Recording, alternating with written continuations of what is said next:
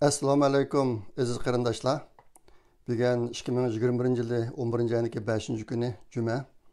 Men Amerikadagi Erkin Sadiq sizlarga ozroqcha yangi uchurlarni yetkazib qo'yay deb chiqishim. Bu haftada Amerikadagi eng chong xabar Amerikadagi Virginia shtatidagi saylan bo'ldi. Bu Virginia shtati Washington bilan chegaradosh. Washington'ni bilirsan nayeti kichik o'zi. Uning atrofida bir necha shtatlar var. Birisi Virginia, yana birisi Maryland degandek. Shu Washington poytaxtini bular qurshab turdi. Bu shtat nayeti uzun vaqt ko'k shtat deymiz. Amerikada demokratlarning ko'k shtat, Republikan Cumhuriyatchilarning qizil shtat deydi. Bu bir ko'k shtat aslida uzun muddatdan buyon jami 12 yil o'tdi ekan.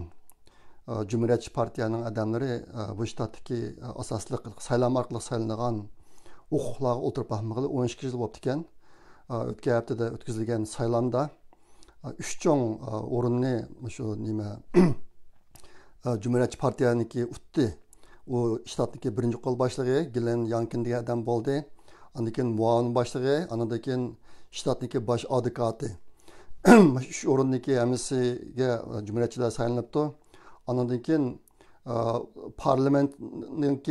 parlament a'zolarining ko'p qismi bu qatam Cumhuriyetçi Partiyaning bo'lib ketibdi. Bu Amerikada intayin yataratgidek bir xabar bo'lib ketdi. Sababi nima desanglar, bu albatta men degandek bu uzun muddatdan buyon demokratchi partiyalarning shtati bo'lib, bu bunday o'zgarish bo'ladi deb o'ylamagan. Bu qatam saylangan odamniki ahvoli Trumpning ahvoliga o'xshaydi ekan. Bu odam burnunu tatib siyaset qilib shug'ullanib baxmagan, o'qitib baxmagan odam ekan. O'zi bir qaraxanchi ekandi, nayta boy, milliard dollar nimasi bor, boyligi bor odam ekan. Ashta bu boshqa bu qatim saylamda qarshi taraf demokratchiniki kandidati asosan bu odamni Donald Trumpga o'xshatib, shuniki bir kopiyasi deb ashta nima saylamga tushibdi ekan. Oxirgi hisobda yana mashtaq bo'lib bu Cumhuriyetchilar o'tib chiqdi. Hozirgi parazniki ko'pincha parazda bu gapni Amerikaniki muavin prezidenti Kamala Harris dedi. Bu saylam kelar yilda bo'lgan o'tir muddatlik saylam, undan keyin 2024-yil bo'lgan cho'ng saylamning natijasini belgilaydi deb bu xonim ashta ekan.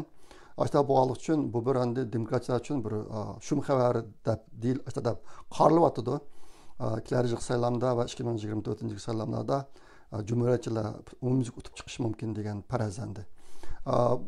Bu gaplarni deb kelsak bek gapchiq, odamni xo'sha qiladigan gaplar emas bu. Amerika o'zgarib ketdi. Ashta bo'g'ashqa bu to'liq meniki cho'ng to'tallig'im yo'q. Yana bir bo'lib ketgan o'zgarishning birisi hozir esim kelganda bo'lay. Amerikada bir majbur emgak qonuniy loyihasi bor hozir. Amerikaniki parlamentida tasdiqlashni kutib turayotgan. Bunun içinde Uygurlarni mecbur emek qilish bir moddasi bor ekandiq. Yaqinda shu Uygurlarga qaratilgan qismini butlay evitibdi bu qonun loyihasidan. Amerikada mana o'zgarishlar bo'lyapti. Men sizlarga deb kelgan bu demokratlarniki bir alayligi og'zida po gapni bek chong qilib, lekin amat kelgan chog'da ishlar butlay boshqacha bo'ladi. Hozir buniki ahvollari bek chiq. Ig'roq tarafi nima desa, insoniyatniki xarakterini o'zgartirishga oid nurg'un ishlar bor. Hozir Amerikada yuz berayotgan. Amerika xalqiniki qarshiligi, norozilik bildirayotgan eng chong ishlarning birisi shu. Qimmat qarshi, Amerikaniki qimmat qarshi, lekin insoniyatniki normal insonlik xarakteriga mos kelmaydigan bir qism ishlar Amerikada bo'lyapti, buni demokratchilar qilyapti. Shunga kishilarniki qattiq noroziligi bor uningga. Maqatimki saylam natijasida bunday natijani kelib chiqishidagi bir sabab shu. Ondan keyin ikkinchi cho'ng xabar men uchun 29-oktyabr kuni Amerikaniki mamlakatlik axborot ishxonasiniki direktori Xitoy virusiniki manbasi haqida bir xulosadek bir narsa chiqarib, buniki tajribaxonadan chiqqanligini yoki Wuhandan chiqqanligini biz jazmlashtirolmaymiz. Hozirgi biz egallagan uchurlarga qarata deb dedi. Bu asosan Amerikaniki chiqqan bir yakundagi ish bo'ldi. Demakchi o'g'ini buningdagi Xitoylarniki bu virusni taqatqanligi haqida texnik ko'p ishlar elib berilmaydi degan bir ma'noda. Ashta boshqa Şahsen men uchun bu bir cho'ng bir yo'qotish deb hisoblayman. Aslida Xitoyni dunyo javobgarlik tortgan bo'lsa, bir qism yaxshi ishlar kelib chiqadi. Hozir 5 milliondan jiq odamlar o'lib ketdi. Mushqday virusning tufaylidan. İqtisodiy ziyonlarni mo'ljalligisiz buni hammamiz ko'ryapmiz. Butun dunyo hozir his qilyapti uni. Pulning paxal bo'lishi, mol boqasining o'sib ketishi, iqtisodning nacharlashishi degandek. Ama aştaq bo'lib turib, hozir mundaq bir yakunning chiqib qilishi nihoyatda bir biz uchun bir o'ng deymiz. Shum xabar deb o'ylayman men. Bu haftadagi Amerikada chiqqan 3-cho'ng xabar Facebookni qurgan kishi Mark Zuckerberg degan odam bola Facebookning ismini o'zgartdi. Meta degan bir narsa o'zgartdi. Men Meta degan bir narsa tekshirib baqdim. Bu asosan Metaverse degan yerdan kelgan narsa ekan. Bu koinot, universe, koinot deganda gaplardan kelgan bir fantaziya nusxasi bor ekan, Metaverse degan. Bu nima desa, inglizcha virtual reality deydi. Amaliyot emas, ammo kishilarning mingsida paydo qiladigan bir xil dunyo. Ko'zoynak taqib qo'yib, masalan, Google'ning bir ko'zoynaklari bor. Shuni taqib olsanglar, boshqa bir dunyoga kirib taslan, ashunday bir dunyoni, endi virtual metaverse deb ataydi ekan. Hozir endi Facebookniki nati cho'ng qattiq irodasi bor ekan. Bu hozir Facebook nimani WhatsApp, Instagram, hammasi Facebook tava. Yeni boshqa shirkatlar bor, yeni 3 ta shirkati bor bu Facebook tava shirkatlar. Hozir hammasini qo'shib Meta deb atab buni. Shu mingidagi dunyo, fantaziya dunyosi sohasida bir qism ishlarni qilishni planlab o'tibdi. Endi bir qism analizlarniki bu halqi ilm-fanni taraqqi qildirish nuqtasi aytgan chog'da bu bir yaxshi ish bo'lishi mumkin. Nimishqa desa bu texnologiyaning taraqqiyotiga turtki bo'ladi. Lekin an'anaviy insoniyatniki saqlanishi jihatiga nisbatan bu bir tahdid. Başqa bir qism ishlar yuz berishi mumkin deyotdi. Buni keyin ko'ramiz. Endi hozir Xitoyga qarata ikki cho'ng sohada xabarlarni aytib ko'p chiqyotdi. Uniki birisi Xitoyniki Tayvanga hujum qilish to'g'risidagi proposallari endi.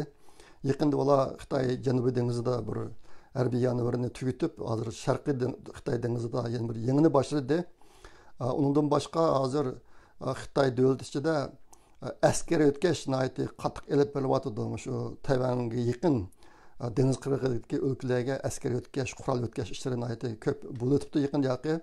Undan keyin Xitoy hukumatı harbiylikdan chekingan odamlarni qayta kelib harbiylikka qaytib kelish haqida o'qitish qilibdi bir qism yerlarda askarlarni ko'paytirish uchun. Undan keyin yaqinda Xitoy hukumatı yana bir qism joylarda Xitoy fuqarolarini uylarga jiroq yeydigan narsalarni, turmush buyumlarini ilib tugilib olinglar. Favqulodda bir shub qolsa o'tgandek qiynalish bo'lmasin deb o'sha narsalarni o'qitish qilib, hozir Xitoyda yemaklik, andikin turmush buyumlari bilantalan qiladigan ishlar yuz beryotdi. Andikin bu narsaniki mol bosimi intayin shiddat oldi o'syotdi. Mushta ishlar bo'yotdi. Bu bir taraf endi. Endi Uyg'urlarnikimi hozir shu yaqinda o'qislan shu virusning sababi bilan sulab qo'yish tufaylidan Uyg'urlar intayin og'ir kunga qilayotgan xabarlarni ko'p kelyapti hozir. Ovozliq, videoliq, videotniki ovozlari bo'libmi? Uyg'urlar hozir osh qilib, virusdan emas, ochdan o'lib ketib o'xshaymiz deb andisha qilayotgan ahvol bak og'ir. Endi Xitoyning ichida bo'layotgan yana bir xabar bo'lsa, Xitoyniki markaziy hukumat ichidagi bir bir nachar ahvol o'tirib chiqdi. U nima desanglar, bu xabar 11-yanın 2-nji kuni chiqdi. Bir cho'li top tennis o'ynaydigan bir qiz bor ekan, Peng Shui deydigan ismi, Peng Shui ekan uning. 35 yoshga kiribdi bu yil. Bu ayol 3 yilning oldida va 10 necha yilning oldida Xitoyniki ayni vaqtidagi muavin zunglisi, andikin Partikom Junjujusiniki changisi bo'lgan Zhang Gaoli degan bir Xitoy ustidan pash qilib material yozib e'lon qildi buni. Bu material 20 minut turdi Twitter'da. Onunki Xitoy o'chiryapti buni. O'chiritib, shu Peng Shui degan, andikin Zhang Gaoli degan ismlarga yaqin har qanday narsa internetdan cheklab tashlab ketdi. Bu nemişken desanglar, bu qizalniki yazgan xatida 3 yilning oldida bu Jangoğlu Peng Shuayni uyiga chaqirib, bu qizni o'z bilan jinsiy munosabat o'tkazishga majburlabdi uyda 3 yilning oldida. Bu ish bo'layotgan vaqtida bu Jango'lining xotini sirti ish beribdi endi. Bunda ishlar Tianjinda 10 yilning oldida bo'lgan ekan. Bu qizlar buni chidamay, men bunda kasam ketadi ekanman deb pashq etay deb shu uzun bir narsani yozib Twitterga nima, Xitoylarningki torbatlarga chiqiribdi ekan. Ashning bilan bu bak cho'ng xabar bo'lib ketdi. Lekin bu voqea qandaqdir bir mundaqla oddiy voqea emas. Bu nima voqea desanglar, bu Jango'li degan odam Jiang Zeminning adami. Mushu munosabat bilan hozir yaqinda to'rga bir parcha rasmi chiqdi. Bu rasm 2006-yili Jiang Zemin Xitoy partkomuniki bosh sekretari vaqtida nimaga Shandong o'lkasidagi Taishan tog'iga bir sayohat qilib beribdi ekan 2006-yili. Shu chaqda bu Jango'li degan Xitoy shu Shandongdagi partkomuniki sekretari ekandiq. Qanday qilibdi desanglar, bu Taishan tog'ini 2 kun hech qanday odamni yaqin kelmaydigan qilib butunlay to'sib o'tib, ondan keyin Jiang Zeminni shu taqqa sayohat qo'yib berib, tog'ning ostidan yerdan taqqa chiqchilik buni zambildek ravoqlar bor Xitoylarniki. Ashunda 8 odam ko'tarib chiqibdi tog'ning ustiga. Shu darajada xushamat qilgan ekan Jiang Zeminga. Ashuna xushamat qilib, ondan keyin bu tez o'sib, oxiri muavin Fuzongli andan keyin Junjuga Changwei degandek vazifalarni o'tabdi ekan. Demak, bu odam Jiang Zeminning odami ekan. Hozir o'tib chiqayotgan bu ishlar nima uchun cho'ng xabar bo'lib ketdi desanglar, yaqinda Xitoyniki 19 navbatlik qurultayniki 6-umumiy yig'in ochiladi. Buningda Xi Jinping to'g'riliq bir cho'ng tarixiy yakun chiqarmoqchi. Ashta boshqa hozir Xi Jinping butun kuchi bilan Jiang Zeminning odamlarini yo'q qilishga tirishyapti. Mao shu yo'ldagi suiqasdlarniki birisi deydi. Jiang Zeminning odamining mundaq sharmanda bo'lishi shu suiqasdlarniki bir qismi deydi. Bu sharmandachilik xalqaro xabarga chiqadi. Hozir xalqaro cho'ng medialarga chiqdi, Twitterdan bor. Mushta bir ish bo'yatdi. Shu agar ko'sanlar qanday shu deb qolmanglar. Bunga agashtirib hozir Xitoylar bir qism rasmlarni taqatgan ahvollar jiq, masalan, Peng Dehe bilan Xi Jinping'dagi rasmi. Bu nima rasm desanglar, Peng Dehe amaliyotda burun Xitoyniki cho'ng 10 nima deymiz, davlat qurgan 10 odamniki birisi deb ataladi. Uni Peng Shuai deb qo'ydi. Shuai degani uniki hurmat atalg'usi ismi emas, ismi Peng Dehe. Shu bu Peng Shuai desa, qizbola Peng Shuai bilan ismi o'xshash chiqadi ekan. Undan keyin bu Xi Jinping bilan bu ikkisiniki bo'lishgan rasmida Xi Jinping Fuzongli vaqt ekan bu. Shunga bu yerda Fuzongli bilan Peng Shuai degan ma'noni bildiradigan rasmlarni o'tirib chiqdi. Ajoyib ishlar bor. Bu Peng Shuaidan qizbola 35 yoshga kiribdi. O Jango'li degan Xitoy 75 yosh ekan. İkisinin 40 yaş farkı var ekan. Şuna baş bir çoğun şərməndiçilik dünyaya çıxətdi yaqın yaq. Bu haftadaki yana bir çoğun xəbər Yahoo şirketi, Yahoo nəmimiz buradan bilimiz, torda bir nəsə izləydiğən şirket Xitaydan bütünlüy çəkinib çıxdı. Hazır çət el şirketlərinki Xitaydan çəkinib çıxış dolqunu var. Yahoo şunun içindeki birisi, ama bu çoğun xəbər olub getdi yaqında. Bütünlüy Xitaydan çəkinib çıxanlığı xəbər qılındı. Endi o'tganda oldingi videoda sizlarga degandim, men yaqinda yangi ishga kirdim, yana bir ish to'g'riliq kelar qildim, so'zlab beray deb. Meniki kirgan yana bir ishim bu yer shari bilan osmondagi sun'iy hamrohlar yoki boshqa olam ushqular o'tirsida xabarlashish signallari bor. Hozir nurg'un internet signallarini shu sun'iy hamrohdan taqitadi. Ondan davlatlararo telefon mashtaq bir qismlari nurg'un taladi mangadi, bir qismlari sun'iy hamroh orqali. Endi hozir qadar bu yerda eng umumlashgan signalga ishlatiladigan elektromagnet to'lqinini biz radio to'lqini deb ataymiz. Radio to'lqini deganda buniki to'lqin uzunligi 1 santimetrdan 30 santimetrgacha bo'lgan uzunlikda. Buni biz odatda mikro to'lqin deb ataymiz, garchi uzunligi santimetr bo'lsa ham mikro to'lqin yoki millimetr to'lqin deb ataymiz. Shu orqali bu xabarlashish bo'ladi. Buniki bir yaxshi tarafi radio to'lqinlari bu nimaniki atmosferaniki, bulutniki, andaq narsalarning ta'siriga uchramaydi. Şuna bulutluq kunlarmi ishlayverdi, shamol chiqqan jalalarmi ishlayverdi, atmosferada bu cho'ng bular ta'sir qilmaydi ishlayverdi. Lekin bu radio to'lqinniki sig'imi cho'ng emas. Masalan, o'tri hisob bilan sun'iy amra internet ulinishniki o'tri hisobdagi tezligi sun'iy amradan yerga tushadiganiki 1 megabayt har sekundiga 1 megabayt ekan, yerdan osmonga chiqadigani 256 kilobayt ekan, ashtaraq ekan. Endi hozir shunday xabarlashishga nur to'lqini ishlatish haqida tadqiqotlar ilib berilayotgan uzun bo'ldi. Men bir qancha odamlar birlashib 1996-yilda bir shirkat qurgan. Shu chog'dagi bizni qilmoqchi bo'lgan ishimiz lazer nurini xabarlashishga ishlatish uskuni yasaydigan bir shirkatdi u. Uni biz yerdan osmonga yoki osmondan yerga emas, binolarni bir-birisiga shu teleskopni bir-birisiga qartib tutashtiradigan internetni tutashtiradigan narsalardi u. Undan keyin osmon bilan yerni o'tirsidimi shunday bir uskunlarni lazer nurini ishlatish jihati nurini tadqiqotlar olib berildi. Hozir osmondan yerga tushadigan signallar haqidagi texnologiyalik taraqqiyotlar xilli bir bo'ldi. Ammo hozir yenidan qilayotgan bir qism ishlar bor, yerdan osmonga chiqaradigan. Hozir bu jihatdagi yumshoq detallar obdan taraqqi qilibdi. Lekin yerdan osmonga chiqaradigan qismida hozir masala bor ekan, yetarsizlik yerlar bor ekan, bizning idoraning ehtiyojidan chiqolmaydi ekan. Shuni to'liqlash ishida meni shu ishga qo'ydi hozir. Shunaqa bir ishga kirdim, o'tgan masalan yangi ishga kirdim degandim. Shunga buni vaqtim depirman degan shunda depirishim. Hozir shu yaqinda necha kirgan 3 ish bor, hammasi yangi ishlar. Vazifam ig'ilishib ketdi. Arqatim yangi ishga kirgan chog'da uni noldan boshlab nurg'un narsani o'rganmasak, u ishni qila olmaydi. Ashta boshqa men yangi kirgan ishlarniki birisi shu. Xudoyim bo'lsa, shu yer bilan osmonni o'tirishidagi xabarlashishga lazer nurini ishlatadigan kunlar pat yaqinda yetib keladi. Hozir bu jihatdagi tadqiqotlarni kuchli ilib berilyapti. Agar bunday qilinsa, albatta men sizlarga degandim, radio to'lqinniki osmondan yerga bo'lgan uchir sig'imi har sekundiga 1 megabayt ekandiq.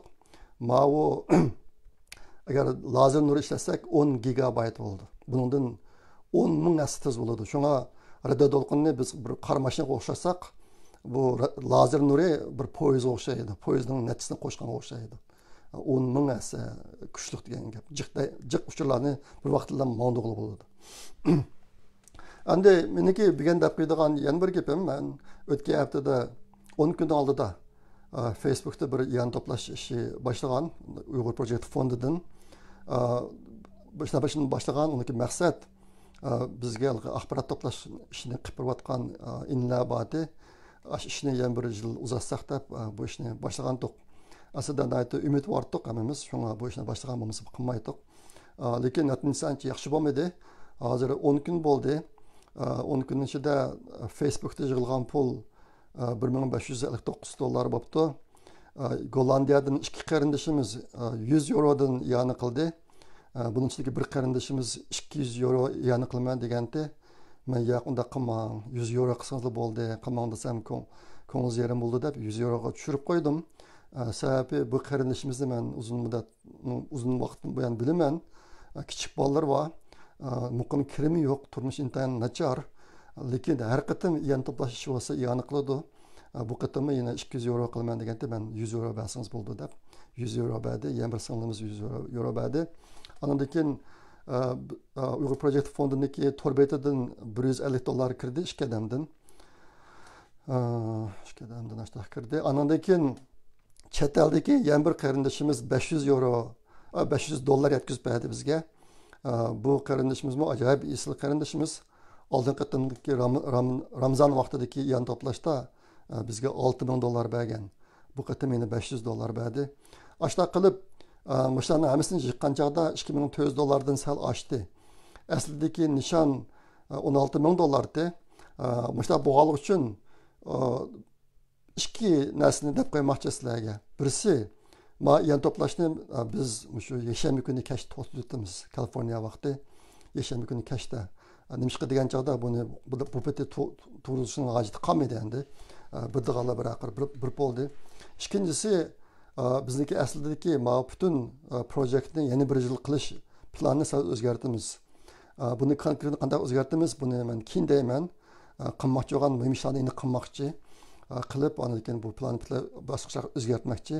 Men shuni o'zgartib bo'lgan chog'da sizlarga deyman, birga mashina deb qo'ymoqchi. Agar aslidagi yan to'plashni bir oylik chiqqan, Umrjonning oxirgichilik agar bir qism qarindoshlarniki yana qilish ko'ngli bor bo'lib qolsa, uni vaqtini chanoq tutib, shu oldimizga shanba kuni kashkishlik qilib versanglar. Men shu chog'da biz bu yan to'plashni to'xtatmoqchi. Hozir qadar iyoni qilgan barliq qarindoshlarga ko'pdan ko'p rahmat. Men Facebookda qancha odam iyoni qildi, sonni qarab chiqish unutib qolibman. Ishqilib Facebookdan $1559 iyoni to'plandi.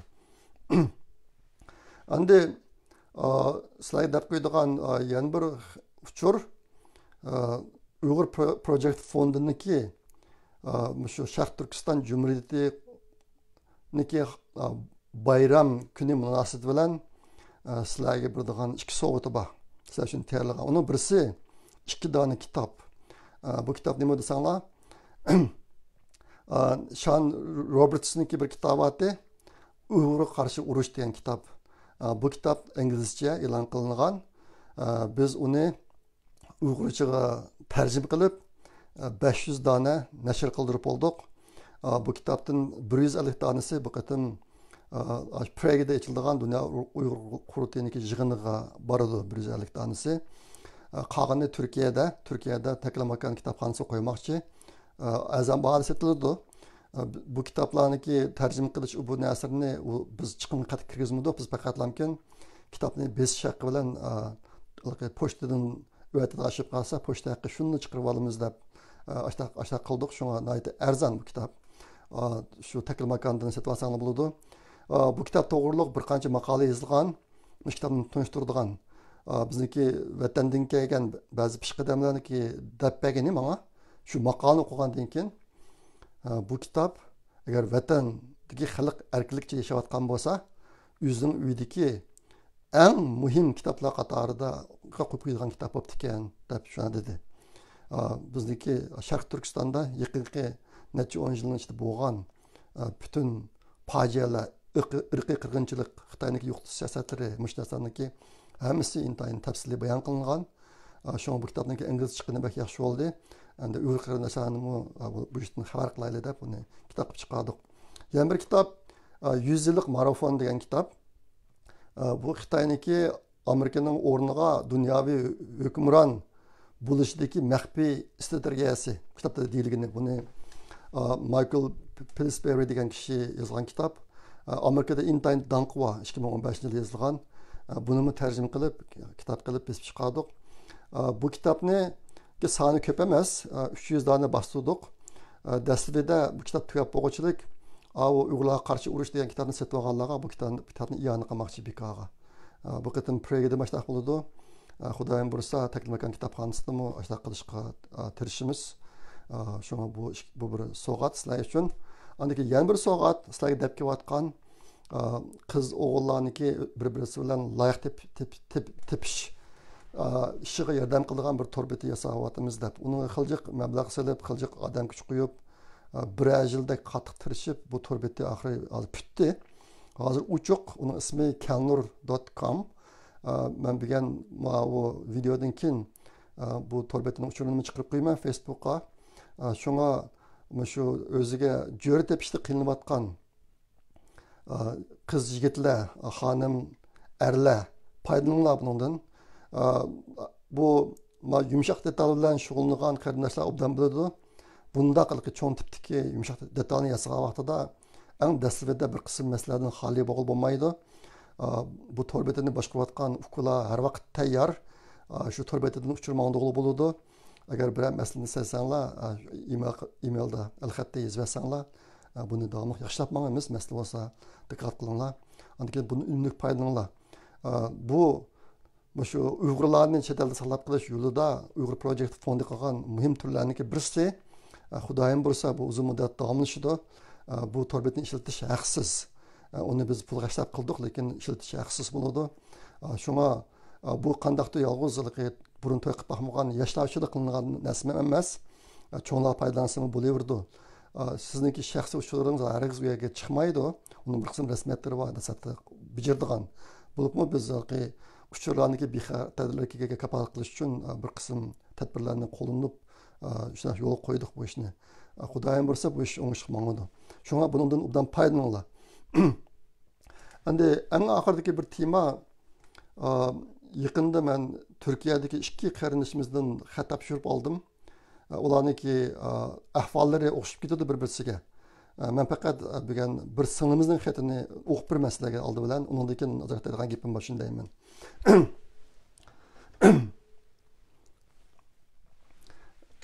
Assalomu alaykum hurmatli Erkinson aka. Men bo'lsam Turkiyada yashayotgan qalbiy o'qishga, nurg'un orzu armonlarga to'lgan bir qizman. Mening 3 ukam va bir singlim bor. Men va singlim universitetga tayyorlik qilyapmiz. Uklarim bo'lsa o'qish yoshida. Bizning o'qishga bo'lgan qiziqligimiz va tinmay o'qishlarimizga Turkiyadagi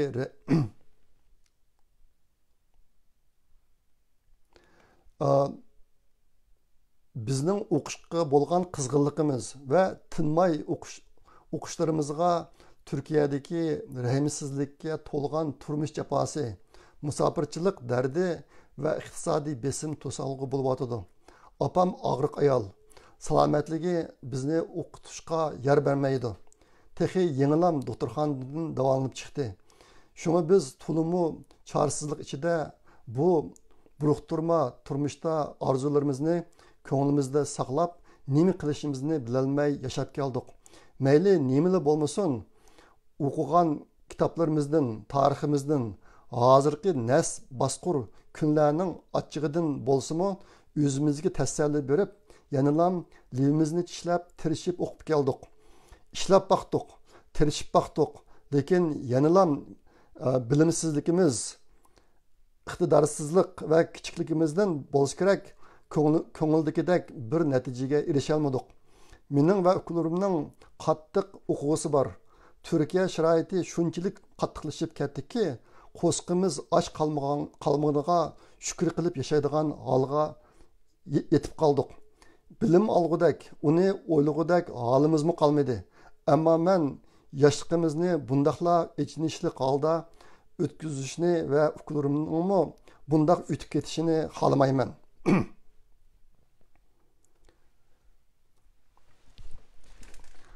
Erkinson aka, men bakmo samimiy holda bu xatni sizga yozyapman.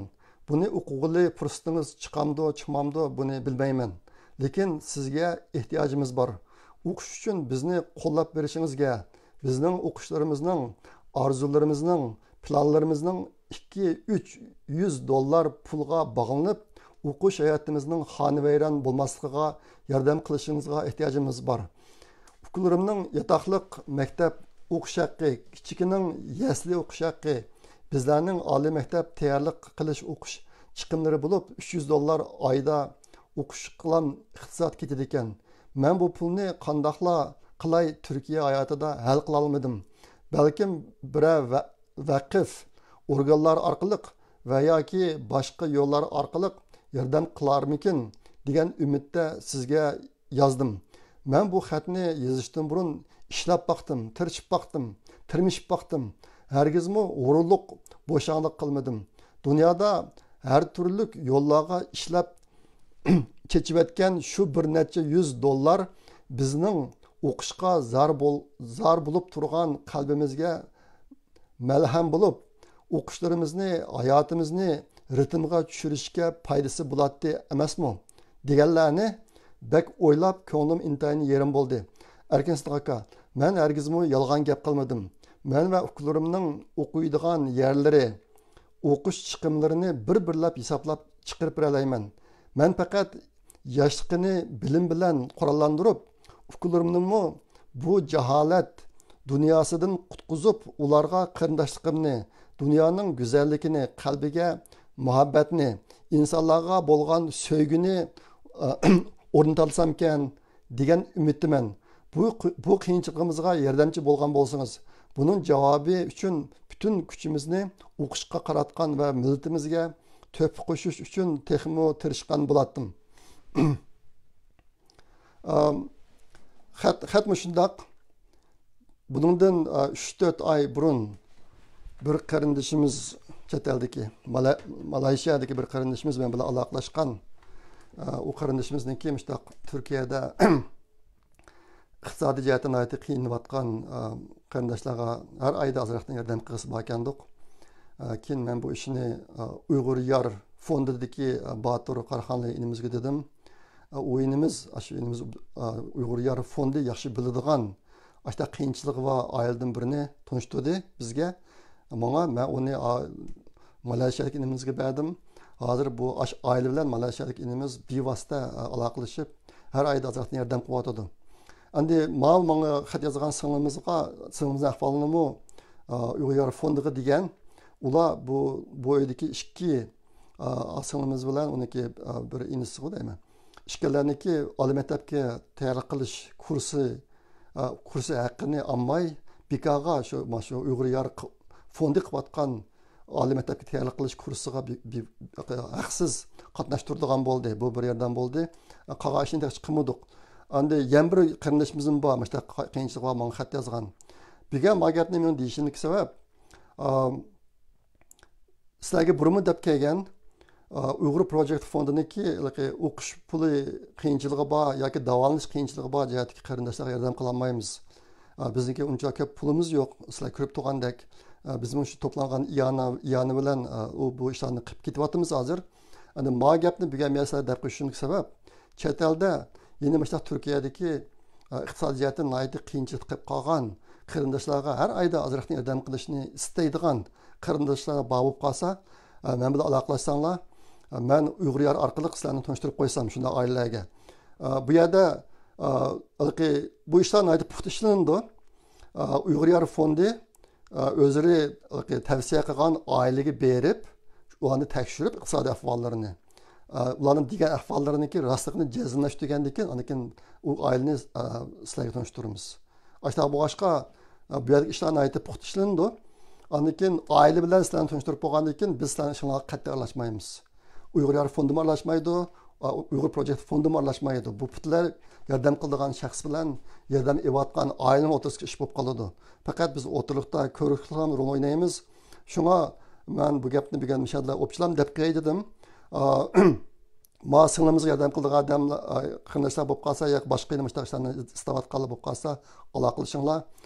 Mushaqlarni bir-biringizga tanishtirib qo'yayli. Bu yerda shuni qo'shib deb qo'yadigan yana bir gapim bilganki bu gapni anglab qiyinchiligi bor qarindoshlar hammasi menga xat yozib avorolmanglar. Bu jihatda bir rasmiy muntazam o'tirishga tayyor bo'lgan bir tashkilot, bir organ yo'q yordam qiladigan. Men faqatlam oldin qatim nachani oldida bir qarindishimiz bilan izlab kelganlik uchun yana mushundaq ko'ngildagi qarindoshlar bor bo'lishi mumkin deb men gapni bugamaya davotaman. Bugungi men gapimniki natijasal chiqqan chaqda shu o'zimniki videosida yana deymanman. Shuni deb bo'g'chilik qog'oz salab turinglar. Manda undan natija chiqib qolsa men yana dey, yana boshqa oilalarga yordam qiladigan ishlarni qilaylik. Unday bo'lmay qolib qolsa, menga jihatlarni yezib bersanglar, men aran ketyapman hozir yetishib bo'lolmay. O'zimni natija parchaligidek bo'lib, menga damlashga narsa yo'q, shemesham degan narsa yo'q. Ashta qilib yetishmay ketyapman. Shu menda talablar belki chiqib kelsa, meniki men o'tishdan chiqib bo'lolmayman. Shunga agar yosh fursat bo'lib qolsa, sizlarga cho'qim deyman, bo'lmay qolib qolsa jim turman. Ashta bu boshqa buni mashalar tushunib turgan bo'lsanglar. Endi eng oxirida deydigan bir gapim, oldin qatimda Uyg'ur axborot markaziniki videosiga mushtari bo'lishni sizlardan umid qilgan, talab qilgandim. Nima qilsanglar, buni hozir Uyg'ur axborot markaziniki YouTube kanaligini chiqarib, men chiqarib boshqa qilsam, meniki ishim ko'payib ketib bordi, yetishmay ketib borman. Shu oldimizdagi shanba kuni bir video chiqdi. Shu meniki o'zimni qonlig'i chiqaradigan oxirgi video bo'ldi Uyg'ur axborot markaziniki. Undaki men chiqolmayman, lekin o'zimning videosining ostiga Uyg'ur axborot markaziniki videosi qanday mushtar bo'lganligi ularni chiqarib qo'ymayman. Ashadin mushtar bo'lib qo'ysang bo'ladi. Burmi deganimdek bu mushtar bo'lish haqsiz. Amaliyotda sizlarga hech qanday ish ketmaydi. Subscribe degan bir qizil yeri bor, shuni besib qo'ysanglar, undan keyin bir qo'ng'iroq bor, besib qo'ysanglar, Uyg'ur axborot markazi har qatim yangidan video chiqargan chog'da sizlarga uchirib keladi, bir yangi video chiqdi deb.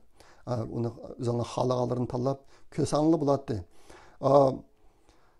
Mush ishni qilayotgan qarindoshlarimizning xudoy albatta men sizlarga degandek hech qanday dam olish kuni yo'q. Shanba kuni, yakshanba kuni bayram degan narsa mavjud emas. Bular kecha kunduz ishlaydi, shuni qilamiz deb, millat uchun deb.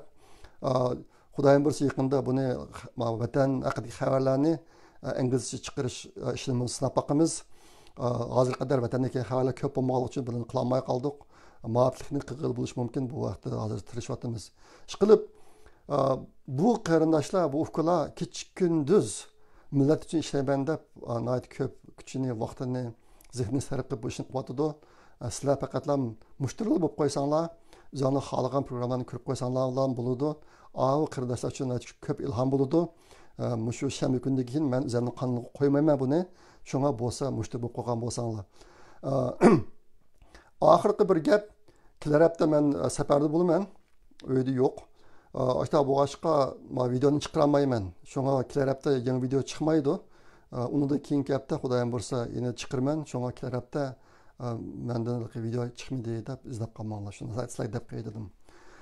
Amisi bo'ladi, bugungi bu video mushrik bo'lsin. Kelar qatam kirkish aman bo'linglar. Oxirida hammalarniki Cumhuriyet bayramiga muborak bo'lsin. Saq bir hafta qoldi. Kelar juma kuni bizga Cumhuriyet bayrami bo'ladi. U chog'da men video chiqaramay qoldik ekan. Shunga hammalarni shu munosabat bilan bugun muboraklayman, tabriklayman. Bu damsa xayr xo'sh xudoyimga omonat.